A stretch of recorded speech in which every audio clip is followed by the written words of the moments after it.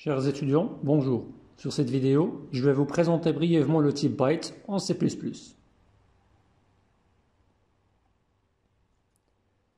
Byte est un nouveau type introduit à partir du C++ 17.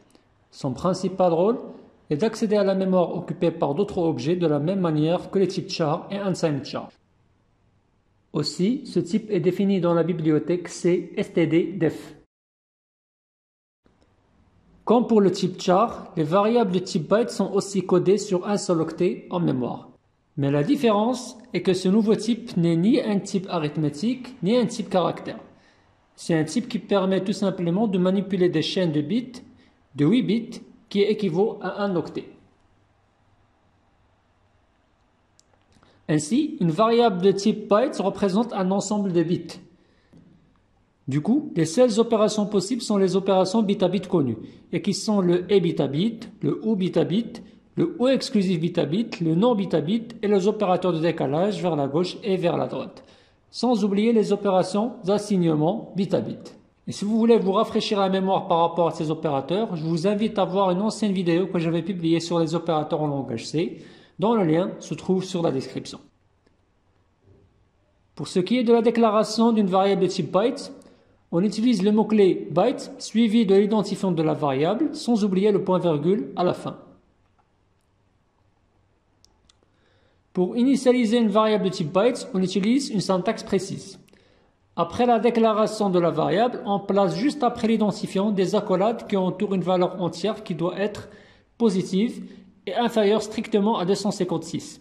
Cette limite vient du fait qu'un byte est codé sur 8 bits, ce qui donne 2 à la puissance 8 possibilités de valeurs entre 0 et 255. Pour affecter une nouvelle valeur à une variable de type byte préalablement déclarée, on affecte à la variable concernée en utilisant un opérateur d'affectation une nouvelle valeur entourée avec des accolades et précédée par le mot-clé byte.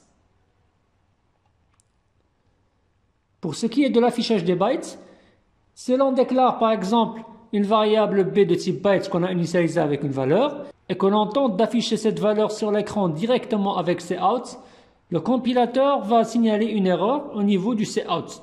Parce que tout simplement, il n'est pas possible d'afficher directement la valeur d'un byte sur l'écran. Pour ce faire, la bibliothèque C std-def propose une fonction qui permet de convertir un byte en un entier.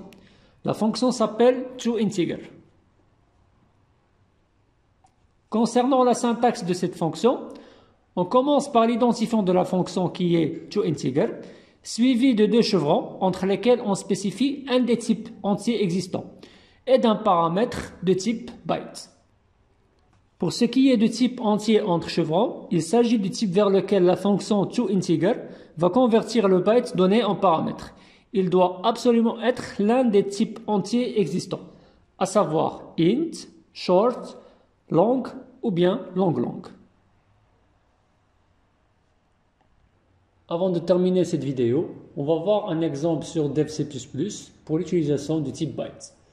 Première chose à faire qu'il ne faut pas oublier, c'est l'inclusion de la bibliothèque C std-def.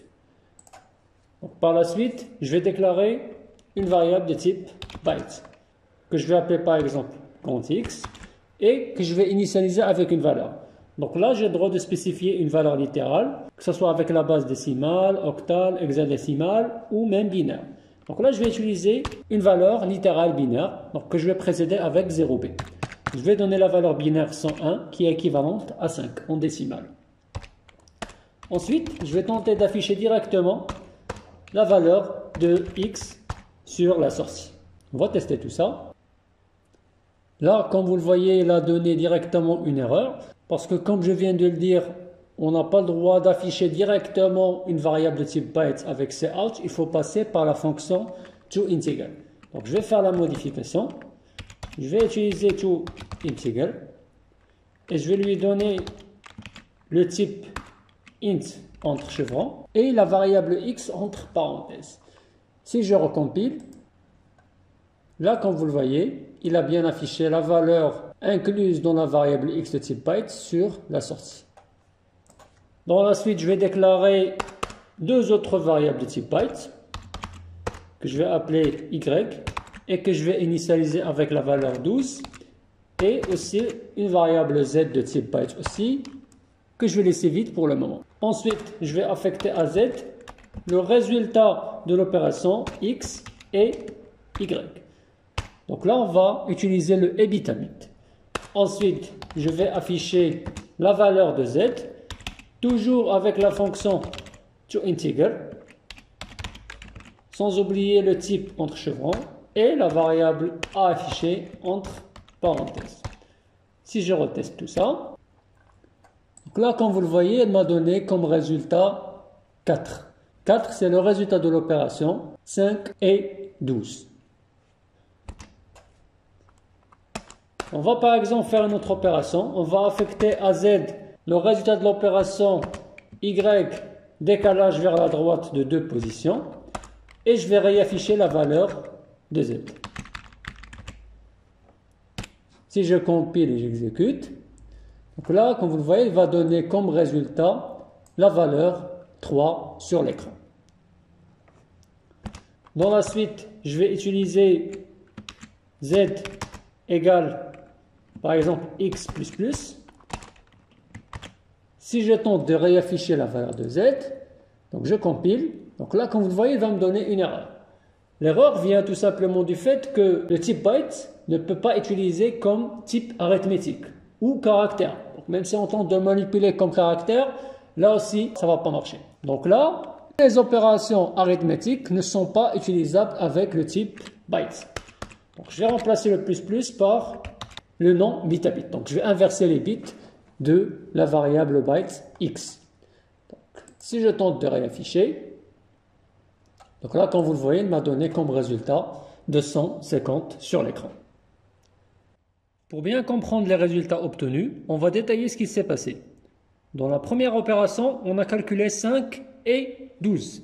La valeur binaire équivalente à 5 est 101, sachant qu'un byte est codé sur 8 bits. Donc on va compléter le reste des cases vides des 8 bits par des 0. Et la valeur binaire équivalente à 12 est 1100. Pour avoir le résultat, il faut appliquer la table de vérité du EBITABIT sur chaque couple de bits se trouvant sur la même position. Cette table stipule que si les deux bits sont différents, cela donnera 0. Sinon, la valeur résultante sera égale aux deux opérandes. C'est-à-dire que 0 et 0 donnera 0, alors que 1 et 1 donnera 1. Le résultat final est la valeur binaire 100, qui est équivalente à la valeur 4 en base 10. Pour ce qui est de la seconde opération, on a calculé le décalage de la valeur 12 de 2 positions vers la droite. L'équivalent binaire de la valeur 12 est 1100, qu'on va décaler vers la droite de 2 positions. Ceci va engendrer 2 emplacements vides sur la gauche qui seront remplis par des zéros. Comme résultat, on obtiendra la valeur binaire 11 qui est équivalente à la valeur 3 en décimale. Pour ce qui est de la dernière opération, elle consiste en le calcul du nom bit à bit pour la valeur 5 dont l'équivalent binaire est 101. Pour la suite, pour calculer le résultat de l'opération, on va inverser un à un les bits sur la même position pour obtenir une valeur binaire équivalente à 250 en base décimale. Sinon, si on avait appliqué la même opération sur un entier signé, le résultat serait complètement différent et on aura obtenu une valeur négative. Vous trouverez un exemple sur la vidéo que j'ai mise sur la description.